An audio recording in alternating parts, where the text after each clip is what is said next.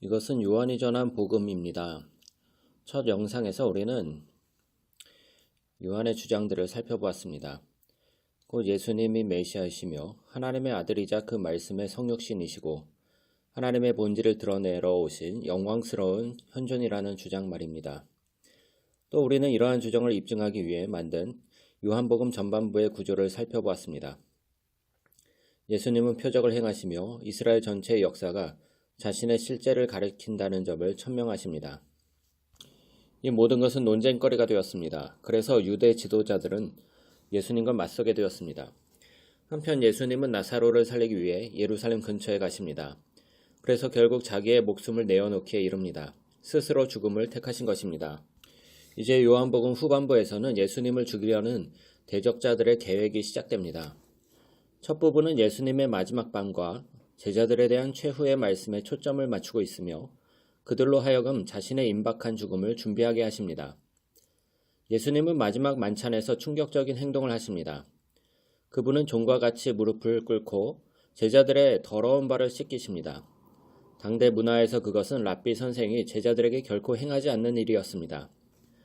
예수님은 그것이 그분의 온 삶의 목적을 상징한다고 말씀하십니다. 즉 자기를 내어주는 사랑이라는 하나님의 참된 본성을 드러내는 것입니다. 그것은 또한 그가 곧 종이 되셔서 세상 죄를 위하여 자기 목숨을 버리시는 것을 상징합니다.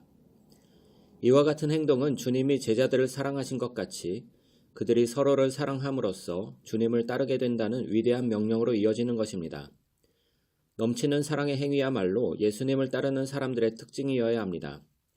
이것은 예수님이 누구이신지 하나님이 누구이신지를 세상에 보여줄 것입니다. 이제 주님은 기도로 마무리되는 긴 말씀을 전하십니다. 우리는 여기에서 몇 개의 반복되는 주제들을 통해 전체가 하나로 관통하고 있음을 발견하게 됩니다. 예수님은 계속해서 자신이 떠나가실 것임을 말씀하셨고 이로 인해 제자들은 슬퍼하게 되었습니다. 그러나 주님은 이것이 최선이라고 말씀하십니다. 왜냐하면 예수님께서 보혜사라고 알려진 성령님을 보내실 것이기 때문입니다. 예수님이 인간이실 때는 장소에 제약이 있었지만 성령님은 시간과 장소 제한 없이 임재하실 수 있습니다. 그래서 주님은 성령님이 여러 가지 일을 행하실 것이라고 말씀하십니다. 그래서 요한은 한 분 하나님의 독특한 신성이 성부와 성자가 사랑으로 연합하는 관계라고 말합니다. 예수님은 사랑의 현존이신 성령님이 자기 백성 가운데의 거하심을 통해 아버지와 아들의 사랑으로 그들을 인도하신다고 말씀하십니다. 이와 같이 예수님은 제자들이 하나님의 사랑 가운데 거하는 자들이라고 말씀하십니다. 그것은 가지가 포도줄기와 연결된 것과 같습니다. 예수님은 하나님의 사랑이 개인의 인생에 어떻게 스며드는지를 말씀하시고 그들을 치유하고 변화시키시며 새롭게 하고 계십니다. 성령님은 또한 예수님의 제자들이 세상에서 그분의 사명을 수행하도록 권능을 주십니다. 이는 무엇보다도 종의 섬김으로 이웃을 사랑하라는 명령을 성취하는 것입니다. 예수님은 또한 말씀하십니다. 그 사명이란 진리를 증거하는 것이며 우리 인간이 이웃에 대하여 행하는 이기적인 죄악을 드러내고 언급하는 것이며 세상을 사랑하시는 하나님이 예수님 안에서 세상을 구원하셨다는 것을 선언하는 것입니다. 예수님은 거듭나는 새로운 방법을 열어주셨습니다. 마침내 주님은 반대가 있을 것을 예언하셨습니다. 마치 유대 지도자들이 예수님을 거절했던 것처럼 제자들도 핍박을 받을 것이라고 말입니다. 그러나 그분은 제자들에게 두려워하지 말라고 말씀하십니다. 왜냐하면 그가 이미 세상을 정복하고 승리하셨기 때문입니다. 자, 여기에서 예수님이 승리의 의미를 말씀하셨나요? 아닙니다. 그러나 이제 요한복음의 마지막 단락으로 이어져 승리가 무엇인지 예수님의 방식을 보여줍니다. 유대 지도자들은 예수님을 체포하기 위해 그분과 그 제자들에게 병사들을 보냈습니다. 병사들이 누가 예수이신가를 물었을 때 예수님은 나다라고 대답하셨고 그들은 뒷걸음질 치다가 넘어지고 말았습니다. 이제 요한복음에서 가장 기발한 장면이 등장합니다. 이는 곧 예수님이 바로 그 표현을 사용하시던 병행하는 7개의 사건들의 정점입니다. 그 모두가 예수님에 대한 요한의 핵심 주장 가운데 하나를 강조합니다. 나는 무엇이다 라는 그 말은 그리스어로 에고 에이미입니다. 이는 히브리어로 하나님의 언약적 이름에 대한 그리스어 번역입니다. 그것은 출애굽기 3장에서 모세에게 계시되었던 것이죠. 이는 또한 이사야에서도 여러 번 반복되었습니다. 요한은 전략적으로 자신의 이야기에서 이를 7번 사용합니다. 여기서 나는 무엇이다 라는 표현은 다음에 몇몇 놀라운 주장에서 등장합니다. 나는 생명의 빵이다. 나는 세상의 빛이다. 나는 양의 문이다. 나는 선한 목자다. 나는 부활이다. 나는 길이요 진리요 생명이다. 나는 참 포도나무다. 요한의 또 다른 7가지 이야기에는 예수님이 나는 무엇이다 라고 말하는 핵심적인 순간들이 있는데 이것은 하나님의 이름을 떠올리게 합니다. 여기서 예수님이 체포되는데 이 사건은 드디어 역설의 정점에 이르게 됩니다. 왜냐하면 바로 그가 자신의 목숨을 내어놓을 때 오히려 하나님의 이름과 그분의 권세가 승리가 드러나기 때문입니다. 이제 예수님은 그가 하나님의 아들이자 이스라엘의 왕이라는 주장 때문에 재판을 받습니다.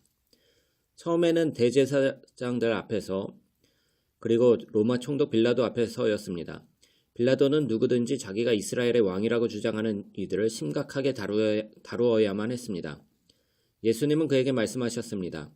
내 나라는 이 세상으로부터 온 것이 아니다. 이는 예수님이 왕이시며 그분의 나라는 세상을 위한 것이라는 의미입니다. 그러나 그것은 전혀 다른 가치 체계입니다. 이는 권력과 위대함을 재정의합니다. 이들 중 어떤 것도 이 세상에서 나온 것이 아닙니다. 더 정확히 말하면 예수님이 계시하셨던 하나님의 특징이 그 전복적인 나라를 통해 이러한 가치 체계를 규정합니다. 그것은 십자가로 요약됩니다. 그것은 세상의 진정한 왕이 죄와 악을 정복하는 것입니다. 오히려 그것들이 예수님을 정복하게 내어버려 둠으로써 말이죠. 그리고 주님은 자기를 내어주는 사랑으로 세상을 이기셨습니다.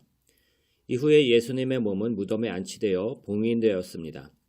그 주의 첫날에 마리아와 다른 제자들은 이상하게 열려있는 빈 무덤을 발견합니다. 그때 마리아는 갑자기 예수님을 만납니다. 예수님은 부활하셨습니다. 예수님의 부활은 요한복음의 또 다른 7가지 패턴과 이어져 있습니다. 심지어 가나 혼인잔치에서 물을 포도주로 바꾸신 예수님의 표적에까지 말입니다. 요한은 이것이 예수님의 첫 표적이라고 말했습니다. 그는 또한 4장에서 병든 소년을 치유하신 것을 2번째 표적이라고 말했습니다. 그러나 그 후에 이어지는 표적들을 세어보면 나사로의 소생이 6번째 표적임을 알 수 있습니다. 그것은 예수님이 자신의 생명을 담보로 행하신 것입니다.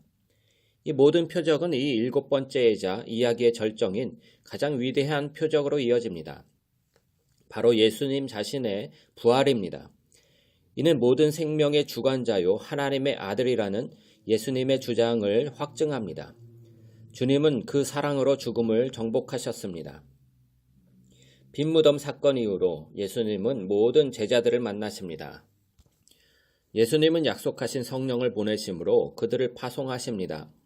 이는 아버지가 아들에게 주신 사명을 제자들을 통해 수행하시기 위함입니다. 요한복음은 이제 다음과 같은 결론을 제시합니다. 그것은 세상에서 계속되는 제자들의 사명입니다. 자, 그들 중 몇몇이 고기를 잡으려 했으나 아무것도 잡지 못하게 됩니다. 또 제자들은 호숫가에 나타나신 예수님을 알아보지 못했습니다. 그때 주님은 그들에게 배의 다른 쪽에 그물을 던지라고 말씀하십니다. 그들이 순종하자 엄청난 양의 물고기를 잡게 됩니다. 그제서야 그들은 예수님을 알아보죠. 이와 같이 요한은 예수님을 따르는 제자도의 이상을 제시합니다. 어떤 것이 가장 효과적인 사역 방식일까요? 그들의 초점을 일에 두는 대신 그들이 단지 그분의 말씀을 듣고 순종한다면 비로소 그들은 자신들의 삶 속에 일하시는 예수님을 발견하게 됩니다. 그 후에 예수님은 베드로와 말씀하시며 그에게 임무를 주십니다. 그것은 그가 예수 운동의 특별한 지도자가 되며 언젠가 그 역시 자신의 생명을 내어주게 될 것을 의미합니다.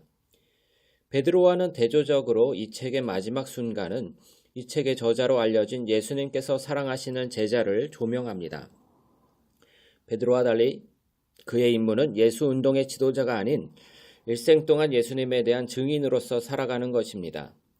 다른 이들이 주님을 믿도록 말이죠. 실제로 요한복음의 결론에 바로 그가 행한 바가 드러납니다. 하나님의 아들, 메시아이신 예수님에 대한 이 놀라운 이야기를 기록함으로써 말이죠. 이것이 요한복음의 전부